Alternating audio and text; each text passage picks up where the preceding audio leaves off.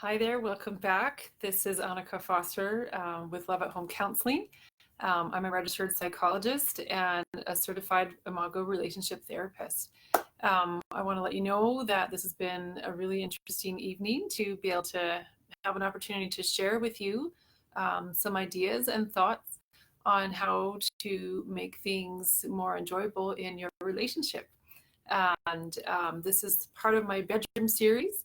And this would be sort of the official part two, where part one had to do with consent and initiation and love languages and just knowing how to approach your partner and communicate about things. And this next segment is about keeping it fresh and fun in monogamous relationships. So this may not be a super long video, but as it is, it will be long enough for you to get some thoughts on what you can do differently or more of in your relationship when it comes to initiating and just having a fun time with each other. So just a quick recap about initiating. There's always one person in the relationship who's higher drive and one who has lower drive. So one of the things that you can do is to just really start out by taking turns initiating.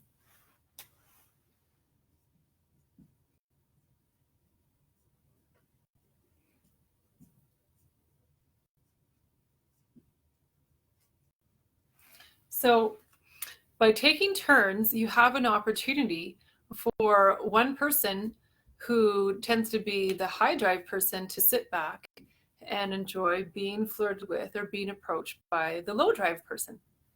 And on the other hand, the person who is the low drive person who's used to being initiated all the time, hi Colette, they have an opportunity to step out of their comfort zone and be the one who gets to be flirty and be the one who gets to have fun and to initiate with their partner.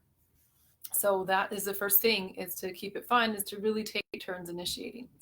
Now, the next piece that's kind of a sub thing to that is how you initiate. So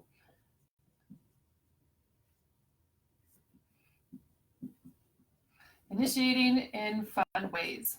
So I don't know about you, but I know that each relationship is quite unique and what people like and what they think of, to flirt with your partner and let them know that you're interested. You might be surprised to find out that in some ways, the longer a couple is together, unless they stay really conscious and really aware of this, they frequently stop flirting. And this is part of the problems that arise later on in their relationship, is they stop flirting and they stop touching. And they really stop communicating about these kinds of things. And maybe they never did communicate in the first place, but because it was earlier in their relationship and they were trying really hard and they felt bonded and connected, and maybe they still had some love drugs from their brain left over from their romantic stage, they made more of an effort to flirt and touch and to be close. And so one way to just keep things alive in your relationship is to spend time flirting and touching.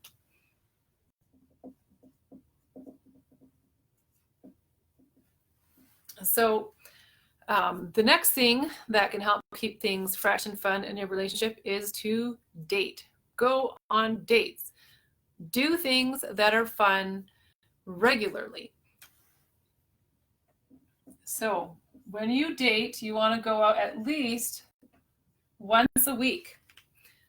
And that once a week, it could be for an hour, it could be for an afternoon, it could be for an evening, just really any time that you schedule with your partner to spend enjoyable time with them once a week is a good way to let them know that you're interested, that you love them, they're important to you, they're a priority to you.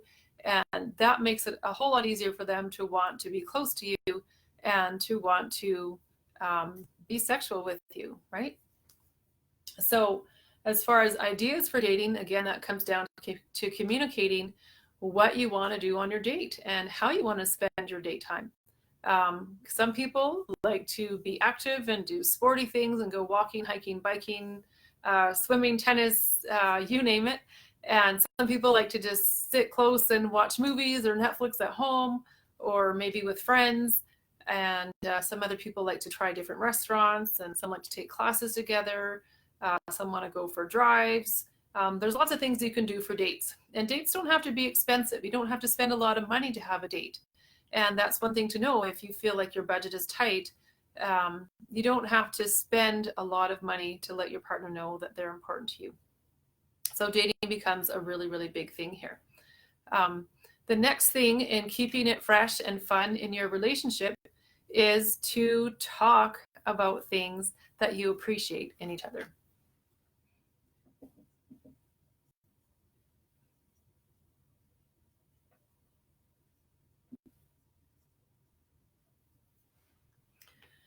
One of the things that can really, really help to feel closer to your partner is to appreciate them. Let them know that you think that they're beautiful or that they're handsome. Let them know that you appreciate how hard they work. Let them know that you see all the efforts that they make to keep the house in order or to keep their business running or to pay the bills. And so you don't have to stress about those things. Just appreciate them and let them know that they're the best thing that's ever happened to you and you're so glad to have them in your life. That's a really, really big thing to help your partner feel loved and special. So the next thing, and this is maybe getting to a little bit more heat in the discussion, is to talk about sex.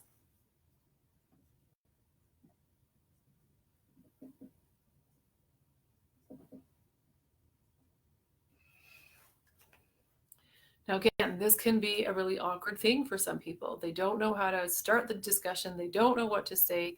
They don't know what they should say or anything. And they don't even know if their partner would want to have this conversation with them. So the best thing you can do when you want to have a challenging or new conversation with your partner is to, first of all, ask if it's a good time. So you might say, hey, Joe, I know this might seem like it's out of nowhere, but I really wondered, could we have a talk about what you like about sex or what you would like more of or less of in sex? And chances are, if Joe is a high drive person, he will fall off his chair and not know where you came from and be like, whoa, I'd love to talk about this with you, right? Because who doesn't want to talk about sex when you have high drive, right? And so talking about sex is really, really, really important, especially if you're the low drive person. It becomes up to you frequently to be the one to initiate those conversations because you're the one who has to be comfortable in order to talk about that. So when I say talk about it, there's different things that you need to discuss, right? So some of it has to do, again, about frequency.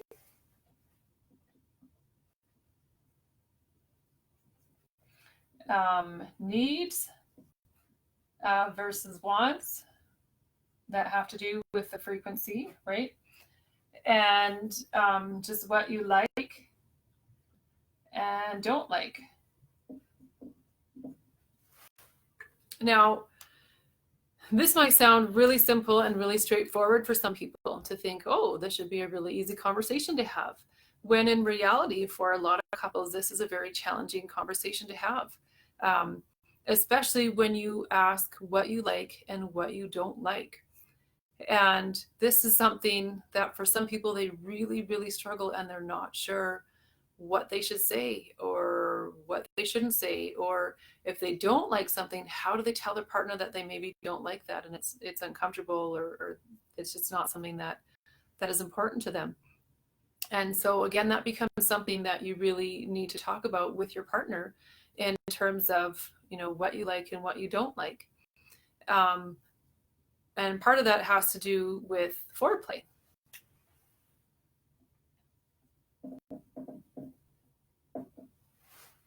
So for some people, foreplay, they say it foreplay all day for the sex at night, meaning that they spend time paying attention to their partner, talking to them, doing nice things for them, complimenting them, touching them, flirting with them, and just letting them know that they're really looking forward to their intimate time that they get to have that evening when the kids are tucked in and work is over and so on and so forth. And for some people, foreplay starts, you know, through texting or through messaging each other and saying similar things that they are looking forward to things. And sometimes for some people, they don't even think about foreplay until it gets time to, close the bedroom door, and all of a sudden they think that their partner should be ready to be with them. And because it's not always the case, it's important to talk about what they like and what they would want. And one thing that's really important, again, is touch. So foreplay often has to do, I don't know if you can see that. No, you can't. Okay, so touch. Here we go. So touching. There's different kinds of touching. There's different levels of touching. There's different ways to touch. So what I want to do is talk about what those look like.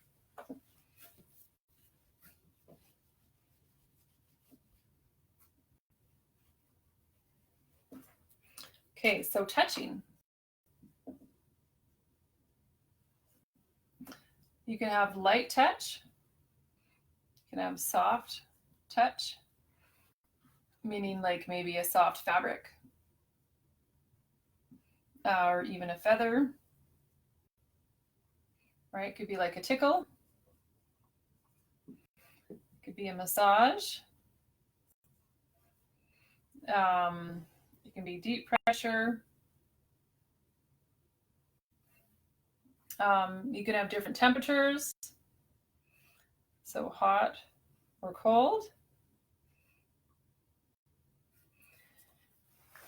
And these are all different parts of touch that you can talk about with your partner in terms of what kind of touch do you like? Do you like a soft touch or a tickly touch or a light touch or a deep touch? Do you want me to scratch with nails or just the pads of my fingers? Do you want me to massage you? If so, do you want your feet, your legs, your neck, your back, your shoulders, all of the above? Do you want me to play with your hair? Those kinds of things. And temperature. For some people, if they tend to be a warmer temperature, they might prefer something that's cool. So maybe an ice cube or a cold cloth or something, just to sort of wake them up or be more aware. And for some people who run a little cooler, maybe a warm touch. So whether you get a warmer blanket under them or over them, or a heated bean bag, or even just using your own body as a way to heat things up. Temperature is something that can make a big difference in someone feeling comfortable. Now, lighting is another thing I wanted to address here. I don't know about you, but I would venture to guess that most people are not super comfortable in a bright room when they're getting undressed. And part of that, again, comes back to being comfortable with our bodies, being comfortable talking about things and noticing things and seeing things and touching things. And so when it's too bright and it feels like there's a spotlight on you, it's sometimes really, really uncomfortable. And so lighting should really be dimmer.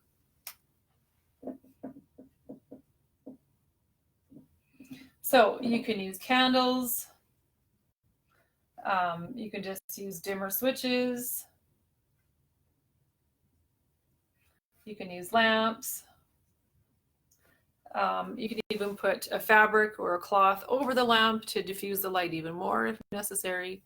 But there's definitely ways that you can keep the lighting dimmer so it feels a little bit more comfortable to be undressed in front of your partner.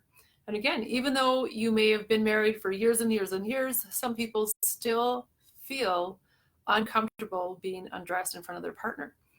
And I've even met with couples where they pretty much only have sex in the dark. And I mean dark, dark, dark. They don't have a light on. There's no flashlight, there's no candle, there's no flicker, it's dark. And that's really a big challenge because most men are very, very visual.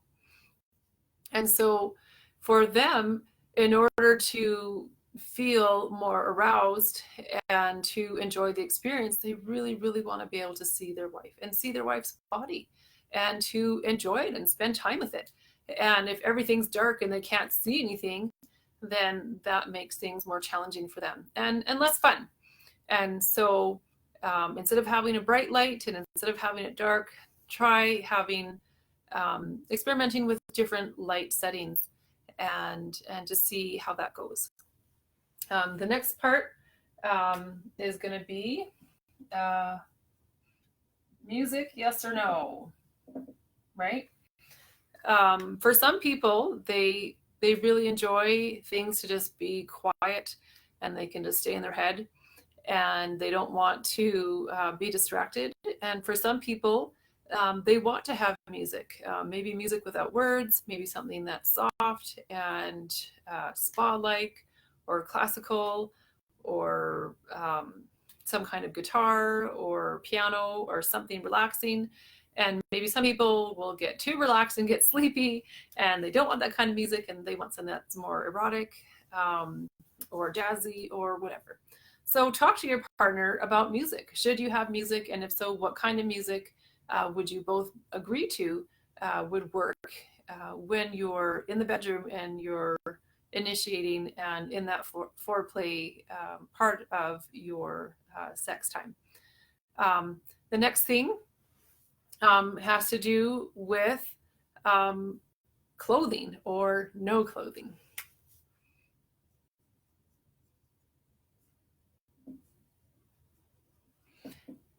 And I know that's going to sound really weird at first. I had to think, well, obviously, if we're having sex, we're not going to have clothes on, right? And so I'm not really talking about that. But what I'm talking about is do you have lingerie?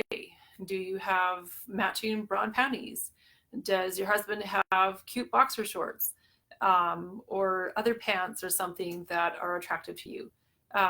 Do you use them, yes or no? And when's the last time you used them? And do you want to use them again if it's been a while? So sometimes you need to reach into the back of your closet or the bottom of that drawer and pull out some of those cute things that you used to wear in the beginning when you got married and you haven't worn for a long time. Is take those out and have fun. And don't jump into getting naked right away. Take your time and just enjoy being close to each other and even teasing each other a little bit, right? And then really the last part that I want to address, and this is probably going to be the most challenging for some people to really think about, and that is roles.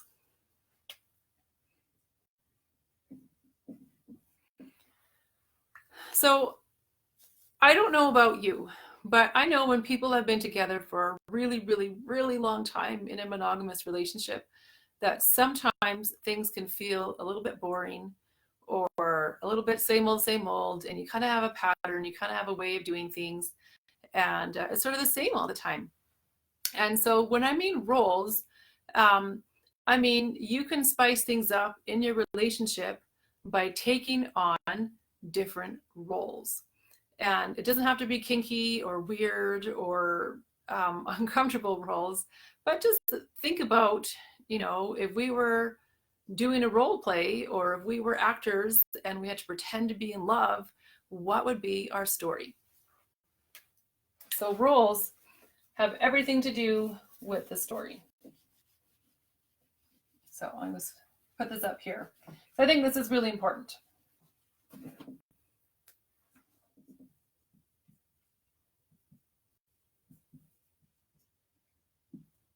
Okay. So the story that you tell yourself or that you tell your partner when you're in the bedroom together can make a huge, huge impact on how enjoyable your sexual time together can be. And for some people, they haven't thought about this, and maybe some people already do this. And so roles can play a big part in making things really fun and enjoyable and keeping it fresh in your relationship. So roles can be anything that you can think of. So think of romantic stories or romantic movies or books that you may have read or even music stories, and think, what kind of roles are frequent, right? So there could be boss and employee, right? There can be doctor and a patient. That's a popular one, right? There can be you know, new neighbors, sports star, and cheerleader. You know, you get the idea, right? And on and on and on. There's so many roles. I mean, you can't even you can't even name them all, right? And some of you might be thinking, oh, that's so embarrassing, or oh, I've never thought about that, or oh, that would just be so weird. So I'm just saying to think about it, right? A lot of sex is very, very mental, meaning that we have to think about something and focus on something in order for it to be enjoyable, in order to really get into it. And so that's where I say tell a story, right? So part of your foreplay with each other as a couple is telling a story. And whether you start out telling the story with each other, or acting out the story with each other, or even just having a story in your mind, it doesn't matter. There's no right or wrong way to do this. But using a story can keep things fun and fresh in your relationship, so that you're still you and they're still them, but the role you are in your story is different. So my caution here is, don't let your partner or you think, oh, well, I want you to play so-and-so and I'll be so-and-so, or, you know, you need to be this famous actor or actress, or you need to be, you know, something like that. So I'm not asking you to pretend to be somebody different, especially somebody that, you know, you might know or know of, because that can have consequences for your partner and feel like you don't want to be with them or you don't love them. I'm saying is to just play a role, take on a role, pretend that you're actors, you know, for that evening, and tell a story with each other in that role play. And that right there is a big part in keeping things fun and exciting. So I'm going to leave you with a challenge, okay? And this challenge is something that some of you might think is super fun and exciting, and some of you might think is like a super crazy hard thing to do. But my challenge for you is to talk with your partner, write down some ideas, and just play with them. And whether you want to pick them out of a hat and, you know, have a combination of what role you're going to play, or where you're going to be, or where the story takes place, or whatever that might be, I want you to play with that and experiment. Have fun experimenting with your partner, taking on different roles, telling a different story, playing with the mood and the lighting and the music and everything all together. And as that adds up, you will find that things stay fun and exciting in your relationship. So thanks for watching. I hope that you enjoyed this and learned lots. If you'd like to know more, feel free to send me a message through my page, Love at Home Counseling, or like my page. If you liked what you heard tonight and would like to hear more, I am planning on doing more videos in the future. And so if you like and follow my page, you'll be more likely to hear about it and get the notifications. So thanks for tuning in. We'll talk to you later. Bye-bye.